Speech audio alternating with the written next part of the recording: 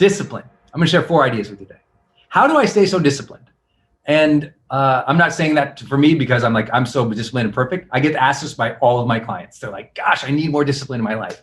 I'm like, okay, well, let's talk through what that means and how you achieve it. If you want to show up for something, be consistent, be committed to something, how do you develop that discipline for something? I think there's 4 simple things. Number 1, you must know your outcome. How can you possibly be focused or disciplined if you don't know the outcome you're after? Most people don't lack focus or discipline. They lack clarity that would give them the focus and the discipline. That's why the first high performance habits is seek clarity. We learned it from our research, right? Well, an outcome. What am I after here? What's the goal? What's the tangible or intangible thing that I know when I get there, when I see that, feel that, experience that, achieve that, that's what I'm after here. That some kind of outcome. You won't stay disciplined unless you can see, feel, sense, acknowledge intellectually what the outcome is we're after. If you're not disciplined on a consistent basis, it's because you don't know what you want. So don't beat yourself up that you're lazy. You just need to make a decision. You need to make a decision about what it is that you want. And it doesn't have to be what you want for your whole life, your ultimate grand purpose in the cosmos of the destiny of the universe. No. What do you want by Friday? What do you want by the end of the month? What do you want this quarter? It's like, start there. If you're really confused about the next 5 years of your life, please start with the next 5 weeks of your life. Come on. People don't understand. Clarity is built upon. You don't have the epiphany where everything's perfect. Very few people ever have a complete, perfect picture, epiphany moment of everything coming together in life. Very few people. Instead, usually what happens is as we move throughout our lives, we get a little more clarity on what we like and what we don't like, what draws passion and strength and contribution and what doesn't. Know your outcome. You want discipline? Know your outcomes. Number 2, schedule. There is no discipline without a schedule. It's so easy. If your calendar doesn't have anything in it the next 6 weeks, don't be mad at yourself for lacking discipline. No one shows up on a day and goes, it's discipline day, and has nothing to do. Discipline requires the schedule. So fill out your schedule, work the schedule. Fill out the schedule, work the schedule. Fill out the schedule, work. As you fill out your schedule and you work the schedule, you get more self-trust. With that self-trust comes confidence. From that confidence comes more competence. We gain more mastery and we're in the game more. We feel good about ourselves. The progress mind loves it, eats it up. It's like, hey, we're doing it. We said we were going to do it. We did it. We moved towards our outcome today with a schedule. What an idea, right? But you and I both know it's easy to get off track with this. So number 3, you want to be more disciplined, you're going to have to delegate more. You want to be more disciplined to what really matters for you. You're going to ask for assistance, for help. You're going to have to build the team. You're going to have to socially engage people to support your focus. It's just real. Like every writer I know who's become a major writer has assistants, meaning they get somebody, their spouse, their partner, their agent, a personal assistant. Somebody is helping with the part of their life so they can focus on that thing, right? It's hard to be a disciplined writer if you're doing everything under the sun. You need time to be able to write, which means there's some things you can't handle by yourself. And you're gonna have to delegate that. And if you're like, well, Brendon, I don't have anyone to delegate to, then I'm like, then stop saying yes to everything under the sun. Stop putting more and more on your plate when you can't handle what you already got, babe. We got to go, no. If I want to be disciplined, I got to choose a few things. Say no to the rest. Delegate the rest. And do what is here. You don't lack discipline. You're taking on too much. You don't lack discipline. You're taking on too much, or you don't have a schedule, or you don't know your outcome. Outcome, schedule, delegation. And last thing is, I think this is really a critical thing for us in aliveness and fulfillment and connection in our lives. Often we don't have discipline because we've set up no reward and reflection in our life. And what I'm always trying to tell my highest performers, reflection is a reward. Reflection, it's a reward. Like sitting down and allowing your processing mind to think of all that you've been through and how beautiful it was and how grateful you are for it. We don't lack discipline because discipline feels like always the grind, unless we stop the grind once in a while, look back and go, wow, look how far I came. Let me celebrate this small win. Let me take myself out to dinner tonight. Let me write down a few of the things I've learned and share them. Let me give thanks or prayer or meditation towards the great things that have been happening for me. I think as soon as we realize that, it's just a whole different experience of life. I'm disciplined because to me, being disciplined doesn't sound like I'm disciplining myself. What it means is I am reflecting and rewarding myself for my progress. It's so important for you to hear me say this. If you're lacking discipline, probably is because you've never rewarded yourself. You've never reflected on how far you've come. You still think you're the same as you were in your 20s and your 30s. It's like you've come so far and you're still thinking like that kid because you let your protecting mind, your processing mind, your progressing mind run rampant without the peace practices, without those moments of purpose. If you want to be disciplined this month, know your outcome, put it on the schedule, delegate it or say no. And fourth, reflect, reward yourself. I do again, with my high performance planner, I do my weekly reflection in every major area of my life. I just look at it and I think oh, what a blessing. This is going good. Or oh, I could do better here. And the reward is the reflection. The reward to me is learning. The reward is developing competency. Reward doesn't have to mean I have this much more in my bank account or, these many more people following me. The reward is I'm growing. Growth days. To me, discipline requires growth days. Having the growth days and rewarding and celebrating, reflecting upon the growth days. I'm disciplined because I've gotten so many hits of joy and learning by pushing myself as a growth day, but reflecting on those growth days to do, oh yeah, that was a good day. What did I learn about myself? And I'm growing every day. So discipline gets easier. Discipline gets way easier as you engage growth more. Discipline gets hard when you went a season without even thinking about yourself, taking care of yourself, not sleeping, poisoning your body, not engaging in personal development, instead of just engaging everybody's dramas. And now you're exhausted. You know when it's hard to be disciplined? When you're exhausted. So you take care of yourself. You recognize it. You reward it. You delegate it or say no. All of these things I hope will help you have an awesome March.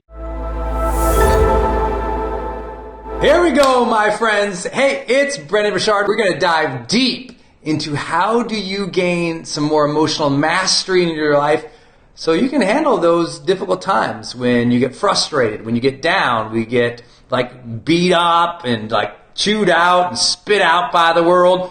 What are you going to do to be your best self? That is the topic of today's conversation. That emotional masteries part, that emotional intelligence we hear so much about, that ability to handle the difficulties and challenges of life with grace or aplomb or being centered in the middle of all this chaos and turmoil. How do you be your best? That's the topic of today. We're talking about motivation at a deeper level maybe you haven't had with me before. The utmost, most important area of emotional mastery is mastering motivation.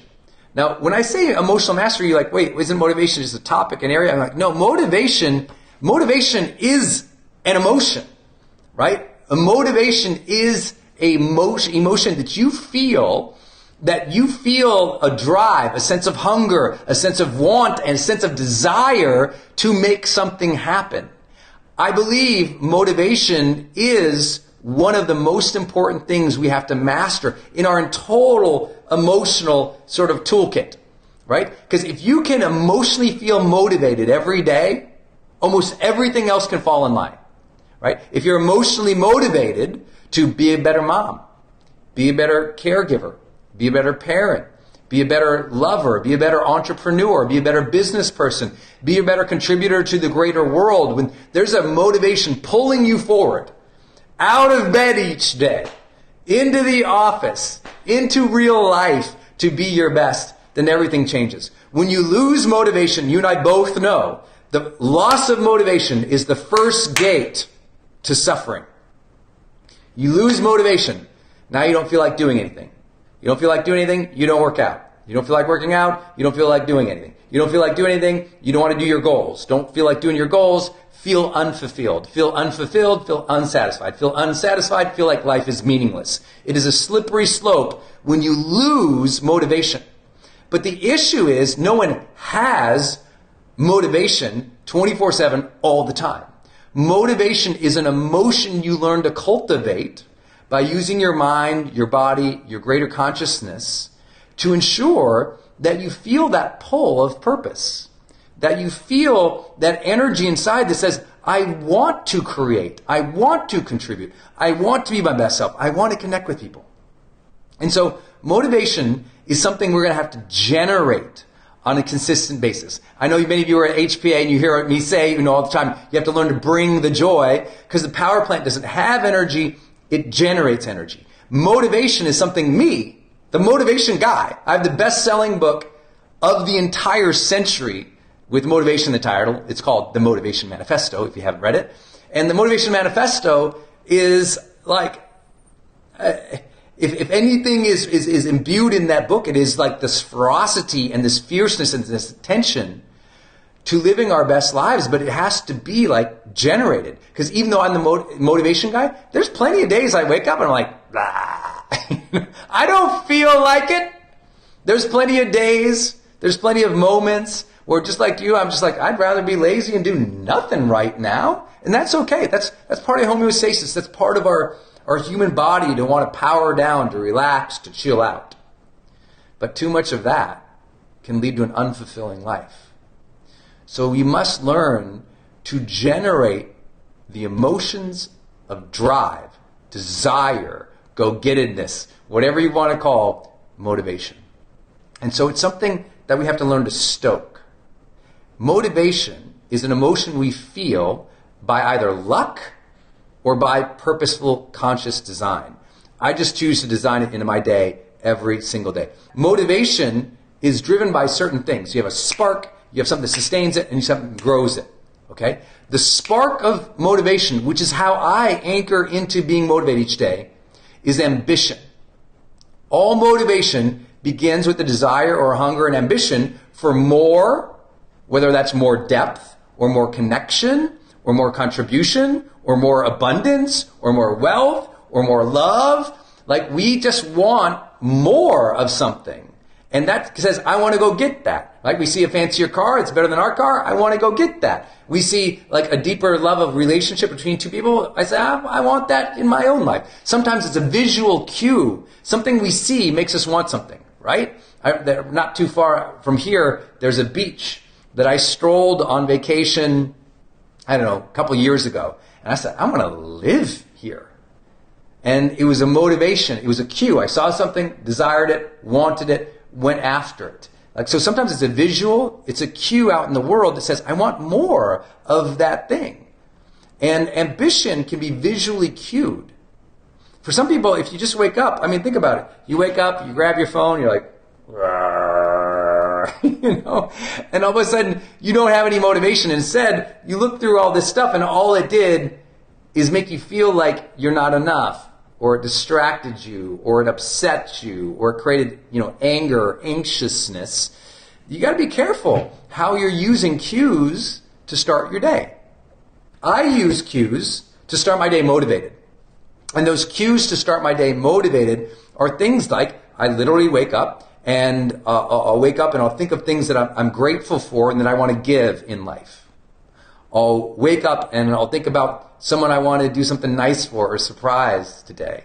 I'll think of something I can be excited about today. I'll, as soon as possible in the morning, revisit my ambitions list, my goals list. I'll look at them. I'll not wander through the day looking at social media and then, I guess it's time to work and look at my goals. It's like my goals, in the first few minutes of the day, I'm revisiting them. And what I'm doing is when I'm looking at my goals or my agenda or my schedule, I'm looking at it and I'm thinking, okay, why do I want this? What would life be like this? How could I go get it? What should I do today to make that happen? And that motivates me. That's my list of goals, my list of ambitions, the things that can excite me. In other words, it's very intrinsic goals. It's intrinsic rewards that I'm after. I'm like, if I go do that, I will feel better. If I could have this, I'd be happier, right? It's not that I can't be happy with now, but I want to pull. Like if I can have that future pull, that's going to motivate me to go do stuff, right? I have to literally generate that in my mind. And so when I have that connection in the morning, then my takeaway for you is connect with your ambitions every morning, very first thing in the morning. Somehow part of your morning routine, connect with your ambitions. Look at them. Why do you want them? What would you get from that? How would you feel from that? What would that generate? Why would life be more meaningful? Really connect with that ambition every single morning, and you'll start to notice you feel better. Because remember, if you were at HPA, if you've ever attended our event or our seminar, you also know this reality, that motivation wanes with attention. Meaning, if we don't give our ambitions, our goals, a lot of attention, the motivation just goes away. Because motivation is either fueled by our attention or by momentum, right? It either takes reflection or action to generate serious, sustained motivation. Either reflection or action. Because ultimately, from the reflection, that gives us clarity, and clarity can give us confidence. Or action can give us momentum. And when we have momentum, motivation is way easier to cultivate, generate, and sustain, obviously. So these are really important concepts. Every morning, get very close to your goals. Ambitiously. What are those things that you want, desire, need, and would enjoy, and what do you need to go to get it? That's the intrinsic type of things, the things we'll feel good about, that drive satisfaction, fulfillment, meaning, excitement in us.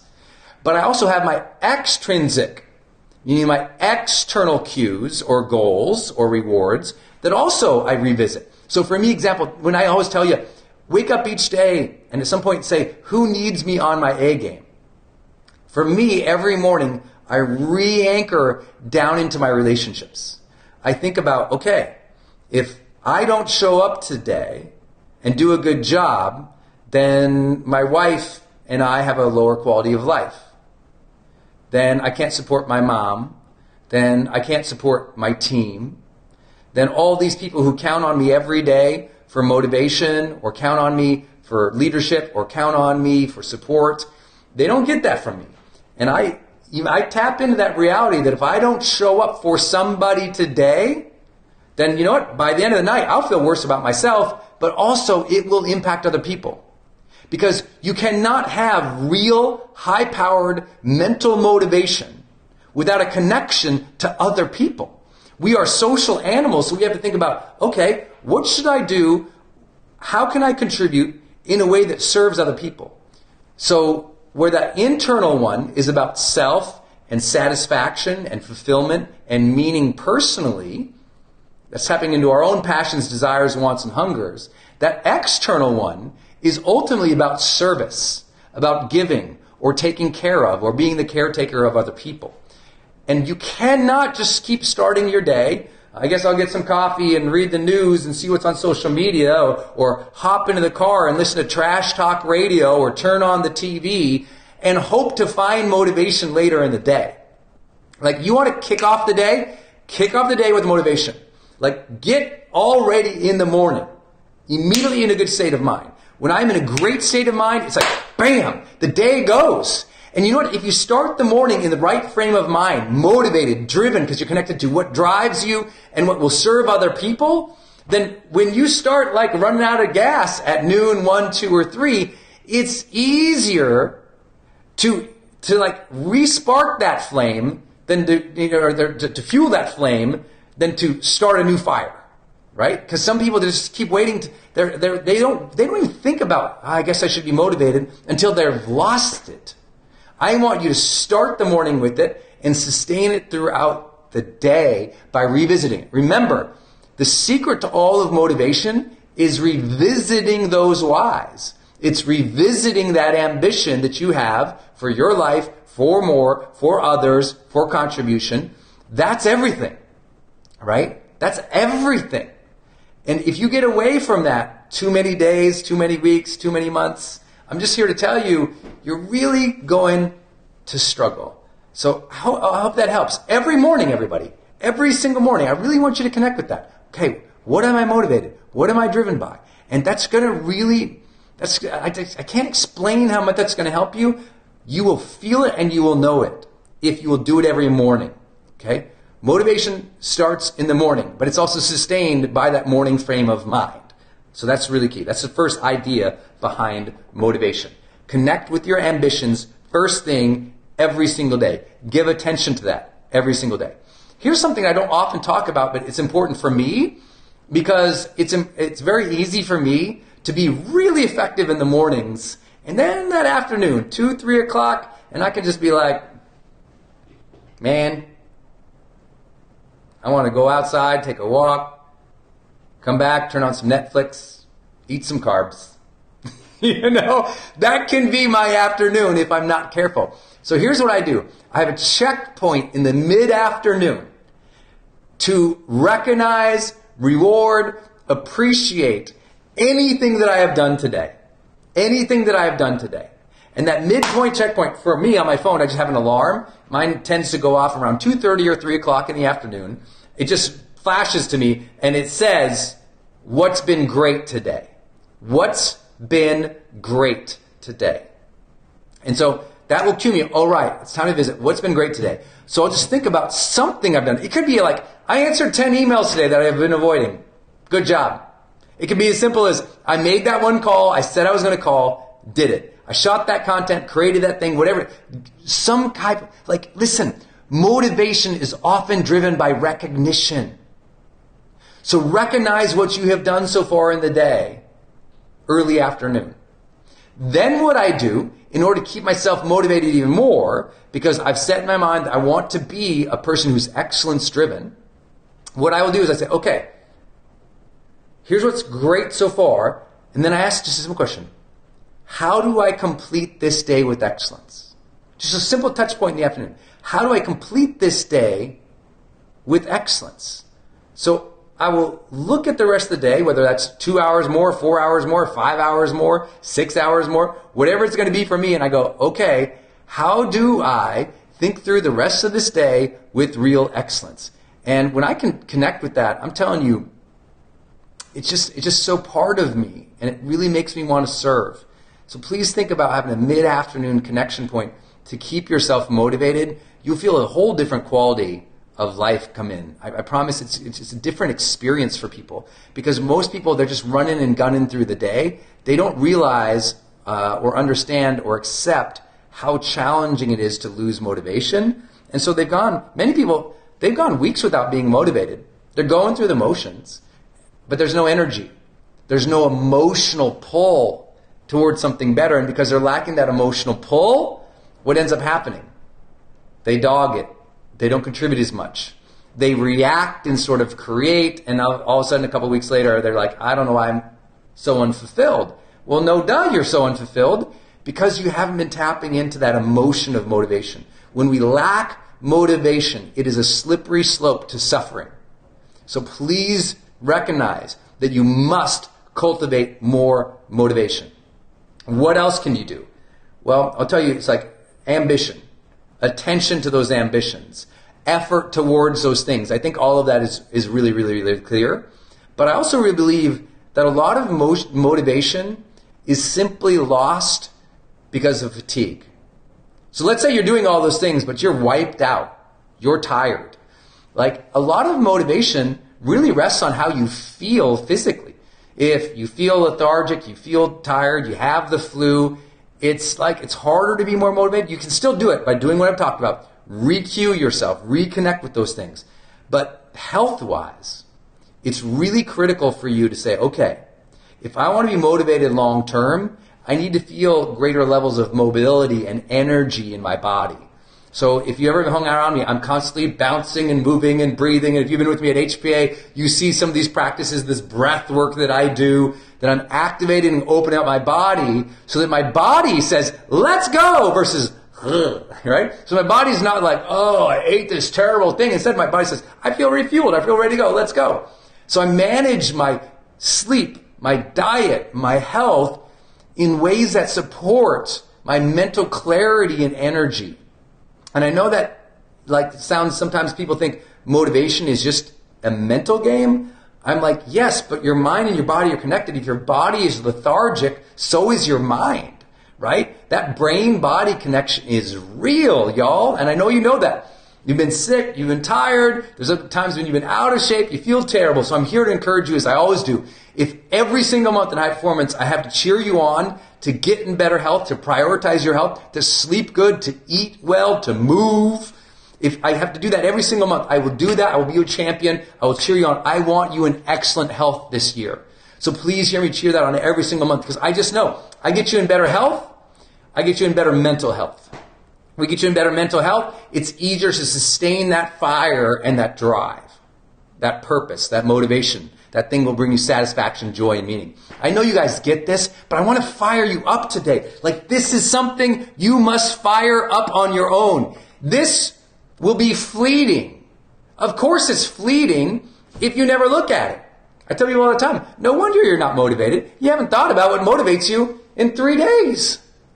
Just think about that. No wonder you're not motivated. You haven't thought about what motivates you in 3 days. Every morning, I'm a deep dive in what's going to motivate me. I get excited about it. I look at it, I'm like, okay, let's go. If I didn't do that, I need coffee. Hey everybody, it's Brendon Burchard. Welcome to a special edition of Growth Day. I'm really excited to talk about this month's topic, which is how do you create remarkable and long-lasting friendships?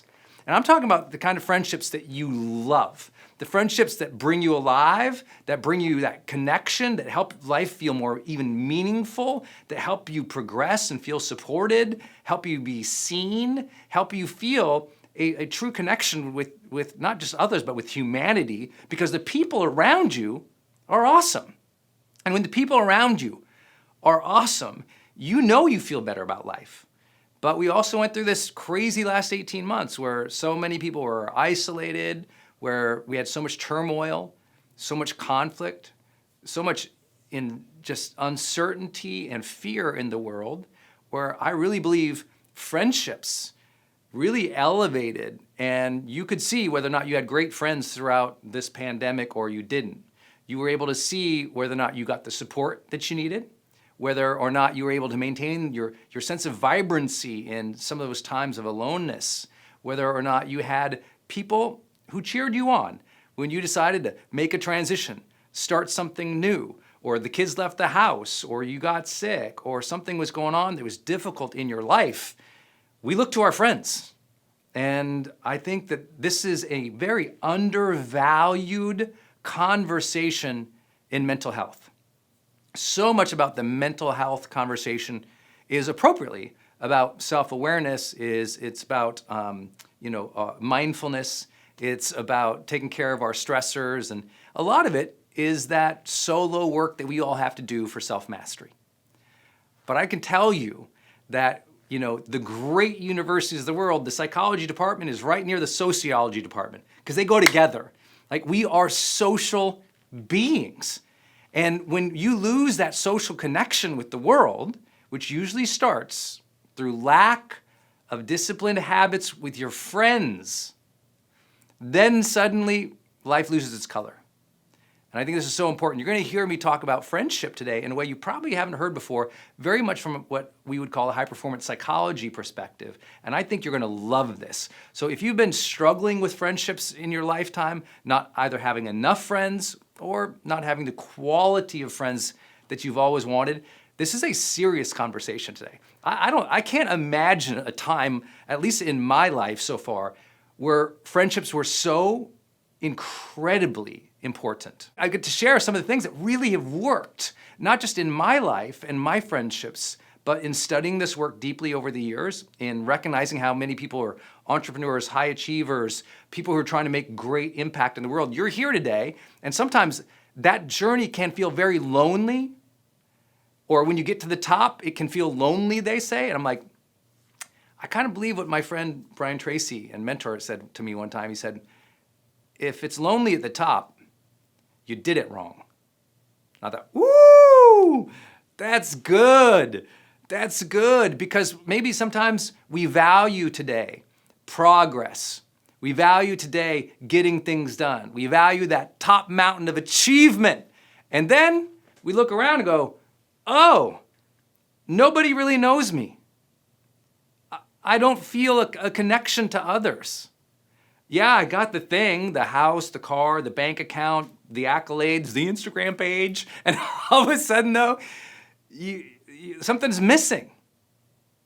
And friendship is one of the greatest vehicles to the real psychology of well-being that we talk about here at GrowthDay. And I'm going to share with you a secret today, just a simple phrase. You're going to go, oh my gosh, that's why my friendships aren't going right. So you're going to love this session. I say that triangle, right, of well-being that we talk about GrowthDay. Aliveness is one of the things we all want after we had everything else, right? Another thing we want is connection. We're not after casual friendships here today. We're at like, how do I create authentic, deep, trusting, vulnerable, fun, real relationships? Because how many of you have ever had friendships that turned out to be fake? You thought you had a good friendship and that thing turned out to be not so good or poisonous, or, somebody like they weren't loyal to you as a friend, or they lied to you, or something went wrong. You thought, what? How could that happen in that relationship? And I always tell, friendships are a science of relationship, right? It's about how you create relationship with others. And I'm going to give you, again, a phrase that will really help you with this today. And then if it's true that we want aliveness and connection, this triangle, another thing that we want is meaning. Well, meaning isn't achieved just by living your purpose each day in your own head. Meaning is achieved through a social relationship network. My sense of meaning is, do I feel connected to the world? And the world isn't an abstract thing. It's not like I feel connected to the oak tree. It's like, no, did you make your difference in the world? That's going to be served and answered through your social impact, your relationships with others. And I have to tell you, I've been coaching people for 20 years of my life now, and a lot of people have one friend. In the United States, unfortunately, the number of people with 3 good friends has declined over the decades. You're like, 3 good friends? Oh, we got to talk about that, because some people stumble into friendships or hope for friendships. Just like some people hope to have a loving relationship. Just like some people hope to have a good job. Just like some people hope that, they get healthier. And then there's strivers who take life a little bit by the reins and say, no, let me architect that, let me build that. And I'll give you my own examples today of where I sucked at friendships.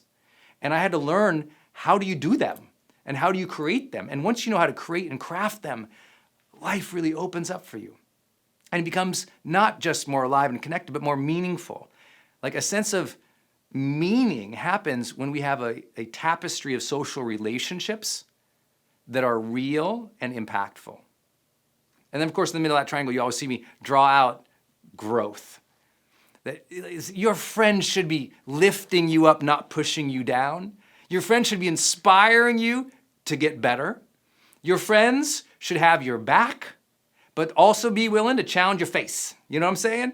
Your friends are and should be one of your primary growth drivers in life.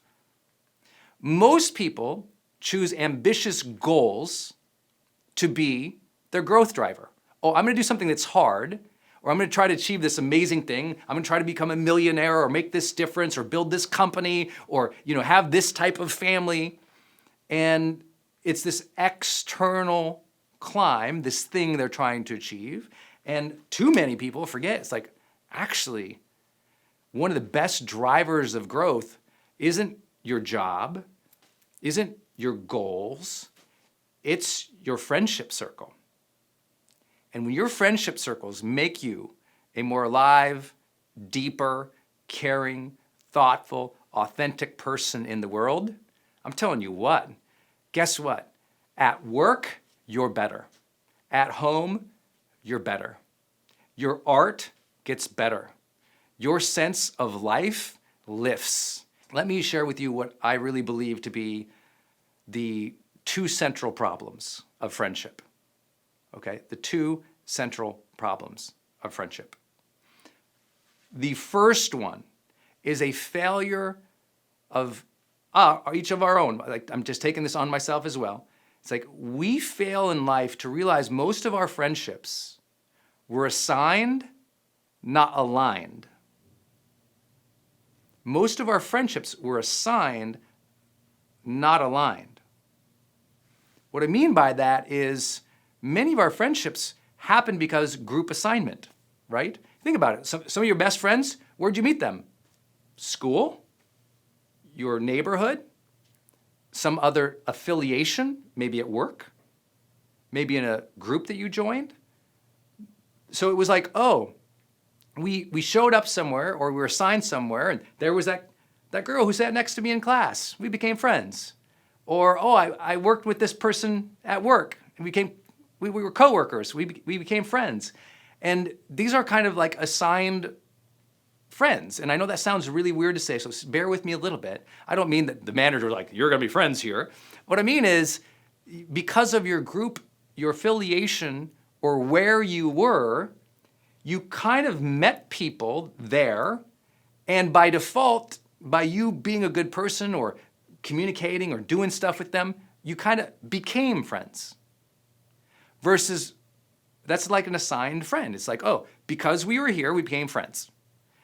Versus an aligned friend, which is, oh, I'm an adult now.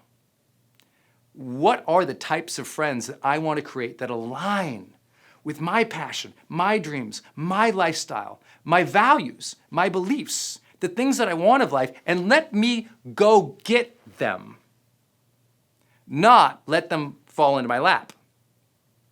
Which brings up the second designation. And this is hard to say to people, and if you're in a place where you feel lonely in your life, or you feel like you don't have great friendships, I promise this will be so helpful for you today to even know how your own brain thinks.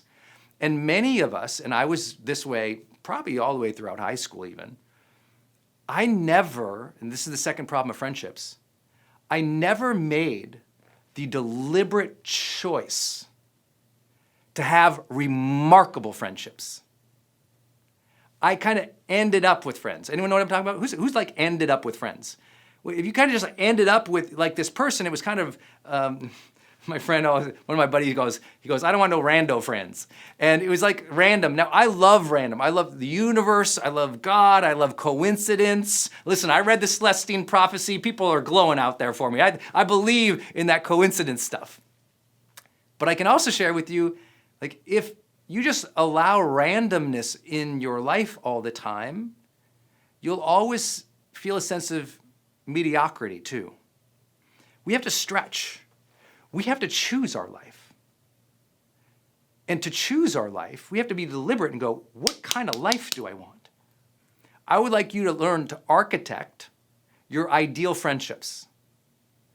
And can you get all of them, and will all your friendships be perfect? I'm not that guy. I'm not here to promise everything's gonna be sweet and perfect and peaches in life. I am here to suggest, though, that if you haven't deliberately chosen the types of friendships that you want, that's a problem, especially if you're an adult, right? And that's the thing is, we're not encouraged to do that. Think about how much time people were feeding your ears with the idea you had to be really thoughtful about the career you choose. How many of you ever had more people tell you more times about be so thoughtful about the school you choose, the career you choose, but no one ever said as much, be very thoughtful about the friends and the friendships that you build. And that's why we have a lot of high achieving people who are lonely their whole life. Well, think about your career. What are you going to be one day? Very rarely, what's the type of social network you're going to build around you? What's the type of friendships you're going to architect? What are you going to be proud of in terms of your friends in the future? What do you want your friends to achieve? What do you want your friends to experience in life? Not just what they give you, but what are you going to give out too? What kind of friendship do you want to create and experience? How do you want your friends to actually interact with one another? Have you ever thought about that?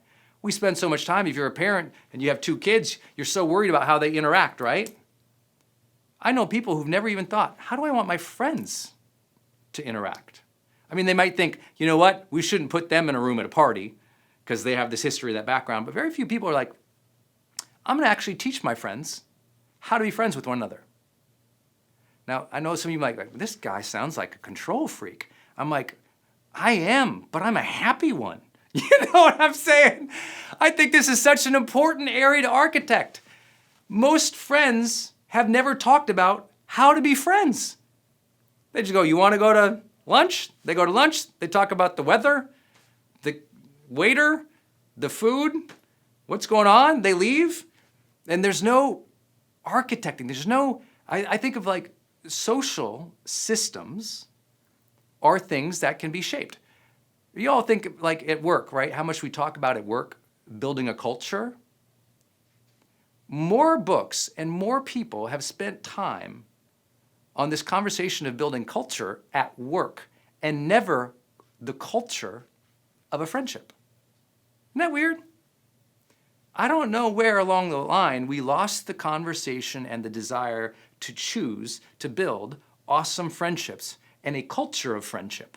Meaning not just friends. Most people think of, I want a friend, right? When you're in high school, you just want a friend, right? You just like, at least I was like, can I get one? You know, it's like, you worry about having friendships when you grow up. And usually that means you think, and we're all trained this way, especially in Western cultures. We're taught to have a friend, and we think in a very individualistic mode. I and this person are in relationship, and then you have another friend.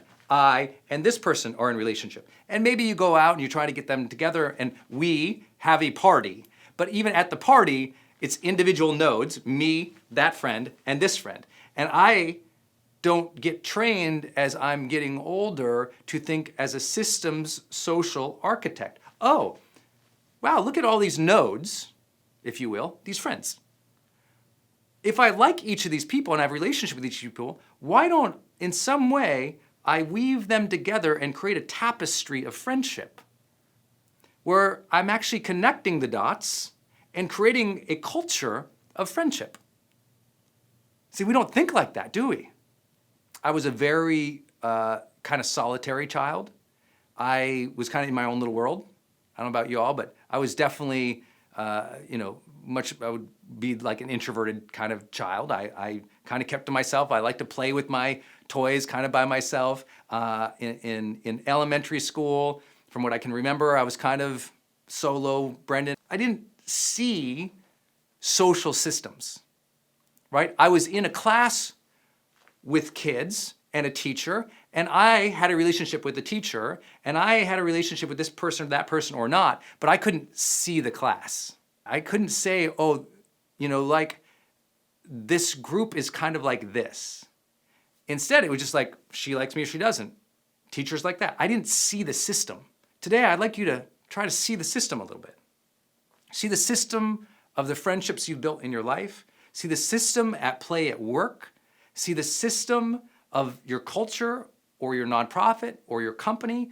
When you can start seeing a bigger picture and get out of your head a little bit, now something happens. There's connection, there's community. See, everyone says, I want community. I'm like, well, you can't be an individualistic person in the community forever. You have to elevate to seeing the system. If you'll never be a community member or an effective one or a helpful one if you can't get out of your head. Well, I'm saying that not as judgment to you, that was me. So there's no judgment here. If you don't have friends, I'm telling you my story too. I was a solo person. I was in my own head. I couldn't see the class. I couldn't see the system. And so I felt apart. And because I felt apart and I couldn't see what was happening and I didn't know how to engage, I was lonely.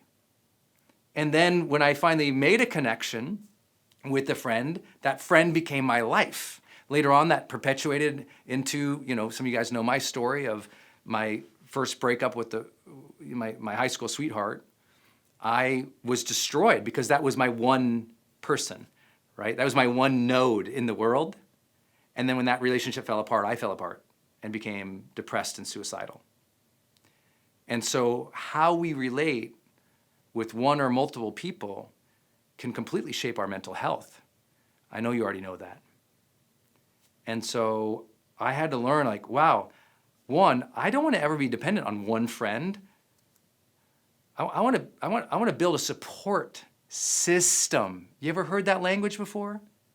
No one says, go build a supporter. I want you to listen to the language of successful people. When successful people are speaking, they never tell you, go build a supporter. They say, go build what?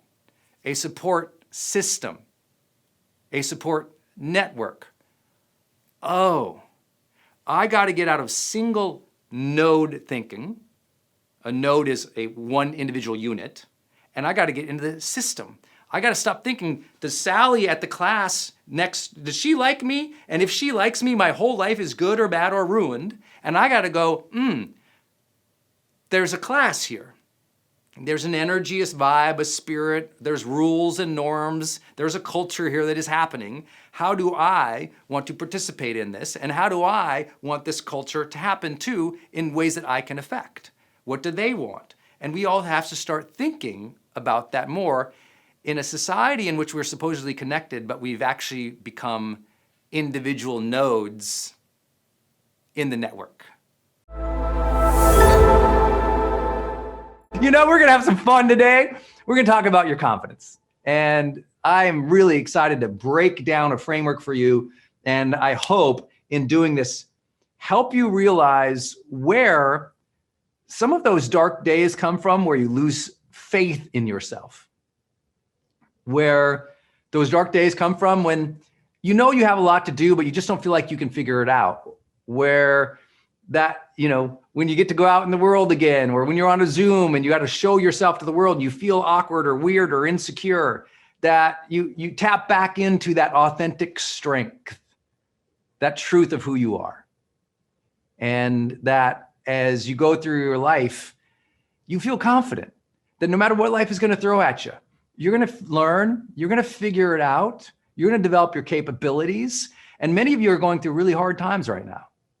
Sometimes it's just hard to even be positive. You can be so consumed and so overwhelmed by the negativity of other things out there. You just go, oh my gosh, this is just hard to feel good, let alone confident.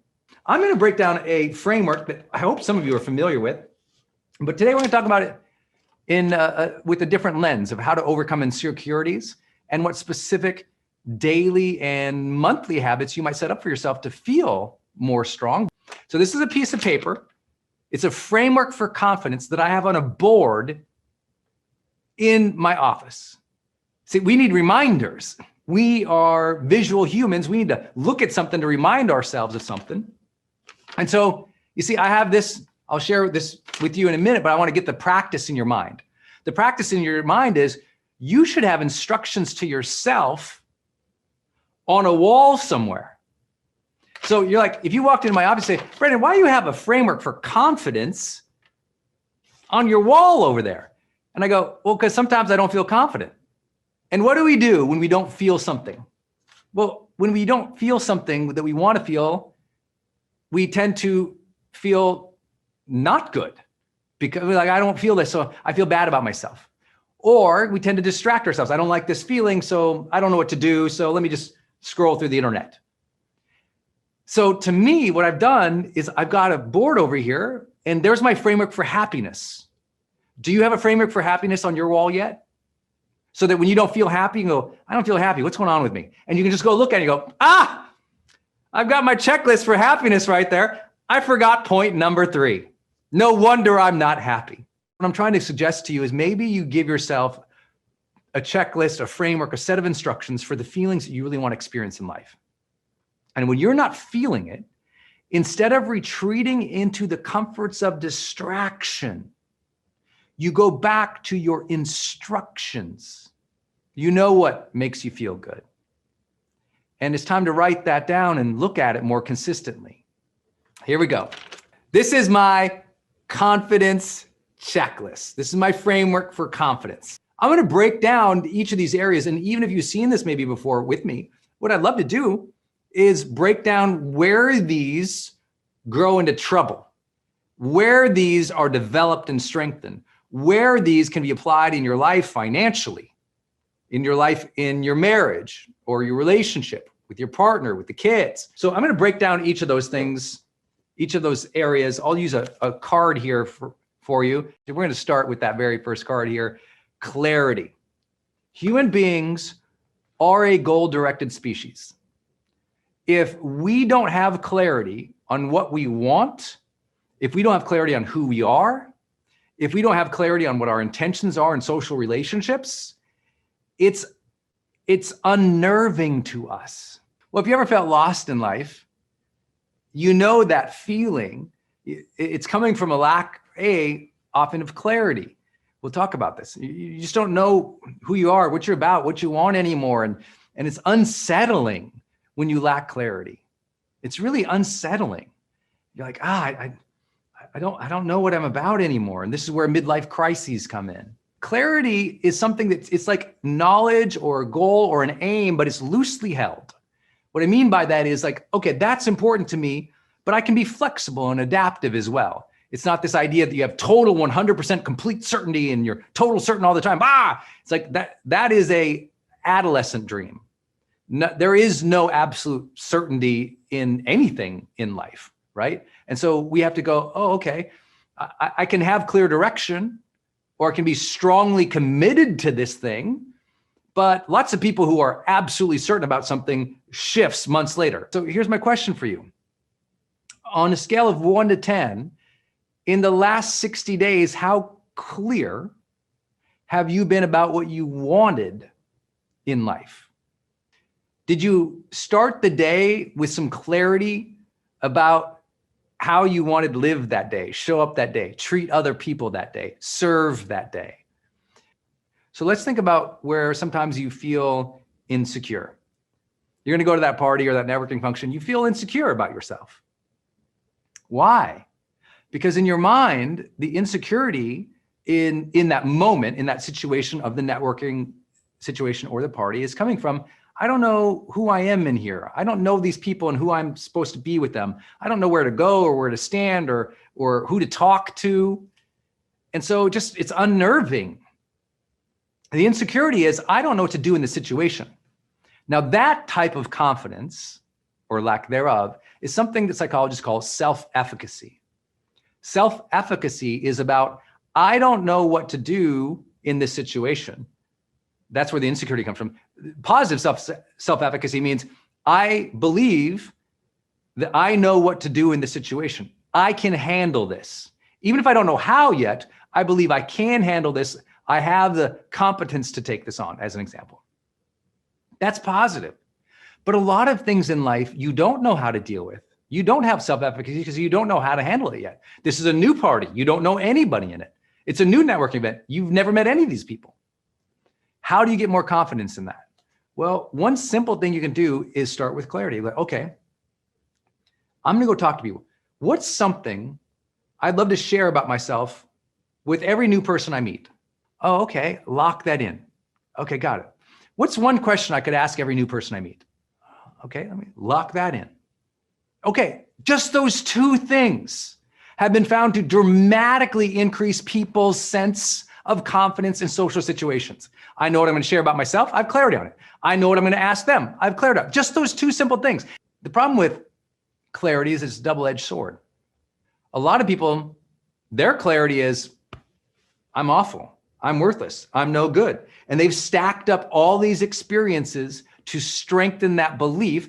And their clarity is, well, I'm a jerk.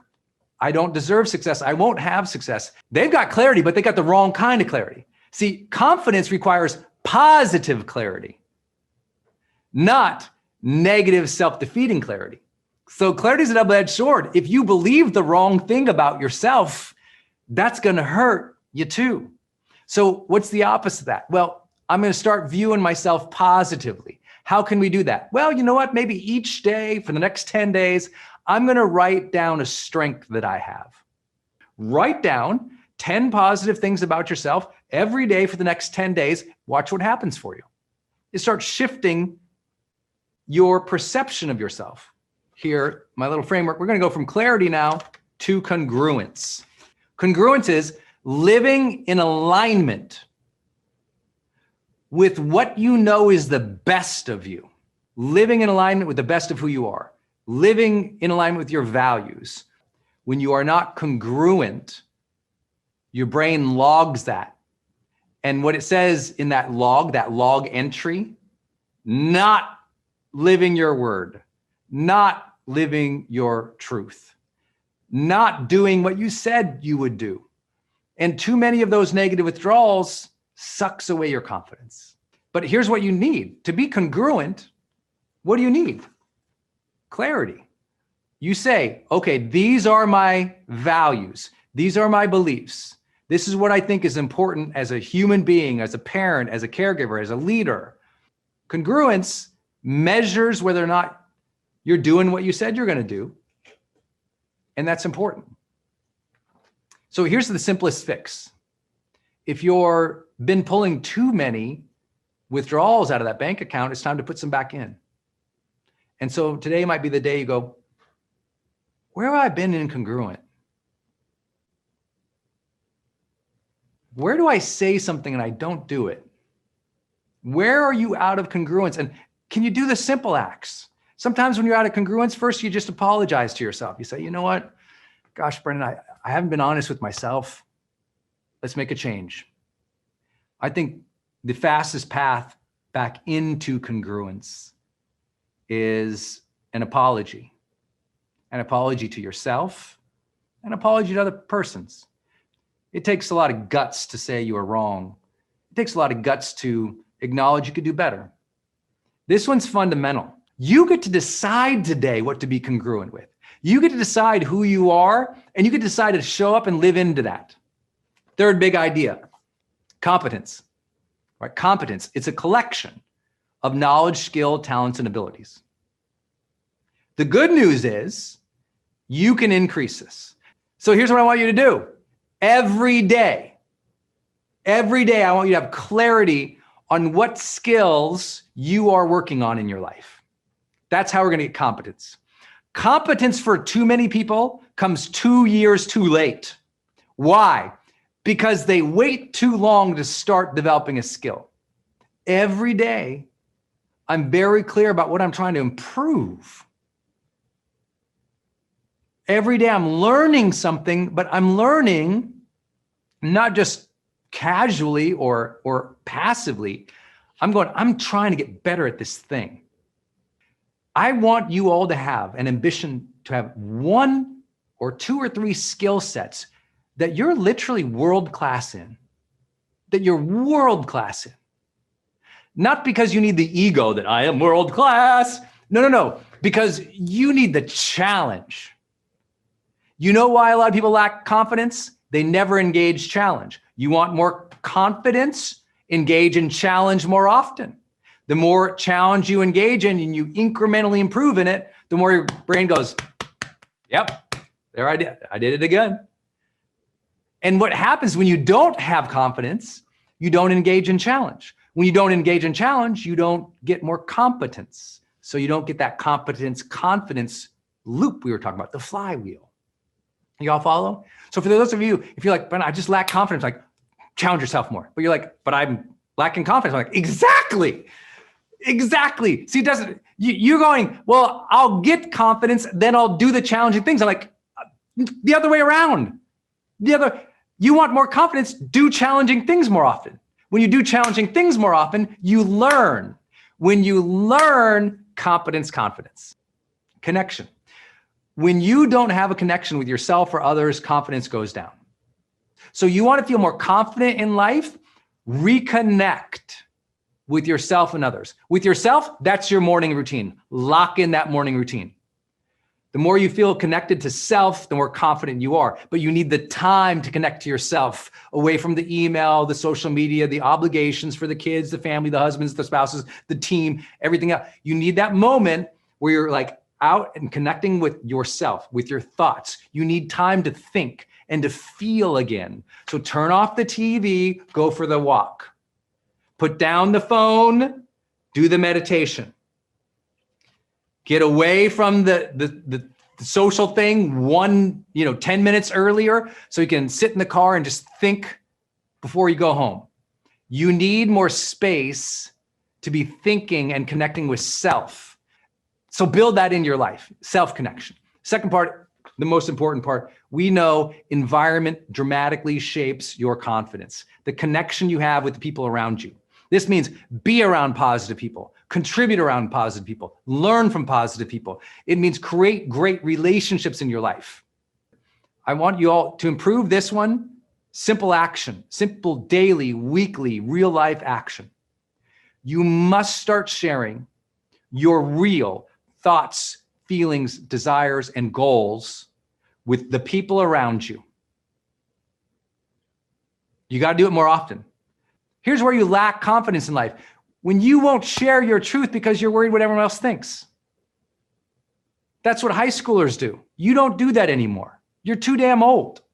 Now you share your truth with other people and realize most of them won't get it, won't understand why it's important, won't support you, won't care, or at least won't get in your way and say anything at all. But the less you speak your truth to other people, the more superficial your connections are with them. Number 5 is capability. Competence is the knowing, the knowledge, skill, talent, ability. Capability is you can do it every time. It is like a strength, if you will. It is something that is, you are highly capable at that thing. You are at another level of skill that it shows up every single time. But here's the truth. Capability is as much as a mindset as a competence. Let me give you an example. A lot of extremely smart people who can handle the problem don't handle the problem because they don't feel capable. It's like, yeah, I know it, but I don't do it. See, there's a difference between knowledge and execution, which is often the difference between competence and capability.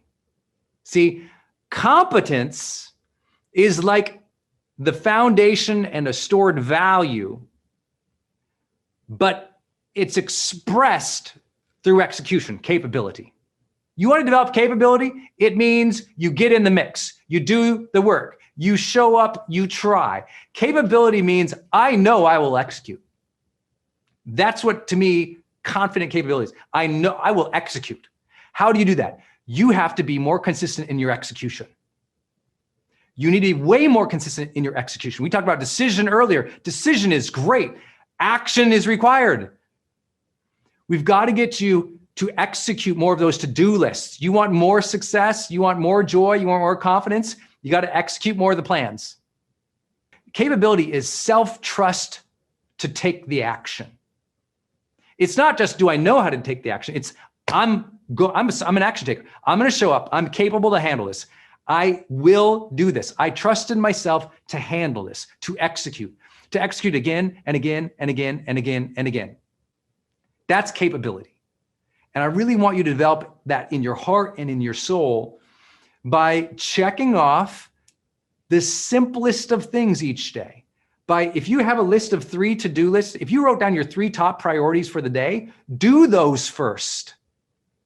Before you do your social media, before you reply to everyone's DMs, inbox, voice message, text. It's like, listen, I have so many people who they spend all day just checking their email to reply to everybody else. Now that's fine if that's your job. If that's customer service, do that. That's your job. But if you're an entrepreneur, as an example, or you have a whole list of other priorities and you're just checking into other people's agendas all day to meet all their obligations, and you keep missing your key priorities day after day after day after day, your brain doesn't feel like you're capable anymore. Even though you might be smart, you're competent, but your brain doesn't believe you're capable. Last big idea today, contribution. You want confidence? Give more. You want confidence? Make your difference. You want confidence? Do things that matter. Why? Because A, those things are celebrated in the world. Generous, giving people tend to have greater what? Connections with other people. Generous, giving, caring, hardworking people tend to have what? More clarity about who they are. They're more congruent. These things, they feel more capable. Like generosity, doing things that matter, giving strengthens the whole rest of the model. The whole model drives itself when you've got each of these pieces running, right? Each of these pieces touches one another. Contribution's a key. It really is. Sometimes when you feel so bad about yourself, you're not going to shake yourself out of that. But what can shake yourself out of that is service. Sometimes you got to get out of your own head. And to me, what has created a great confidence and reverence for life in my life has been, I've been volunteering most of my life. When you're a volunteer, when you show up for others, when you volunteer to help out, whether it's as simple as helping a friend move or going down to the local soup kitchen or volunteering for that nonprofit cause that you like or running that fundraiser even though you don't know how, those contributions make a difference. Maybe your contribution is your art. Maybe your contribution is your time. Maybe your contribution is financial. Maybe your contribution is mentorship. Maybe your contribution is your content or your book or your work, whatever that is.